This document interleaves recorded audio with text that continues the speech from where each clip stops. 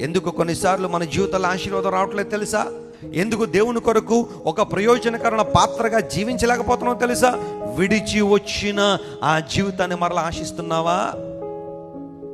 ఏదైతే ప్రభు కోసం వదిలేసావో దానికోసం మరలా పరుగులు పెడుతున్నావా?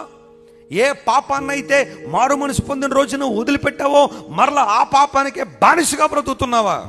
ఎఫెసీ సంఘంతో దేవుడు మాట్లాడుతున్నాడు, సంఘమా, నీ మీద తప్పు ఒకటి మోపవలసి ఉన్నది. అదేంటో తెలుసా? నీకుండిన మొదటి ప్రేమను నువ్వేం చేశావు? వదిలేశావు. ప్రేమహీనతలోనికి వెళ్ళిపోయావు. భక్తిహీనతలో పడిపోతున్నావు. లోకం నీ మీద ప్రభావం చూపిస్తూ ఉంది.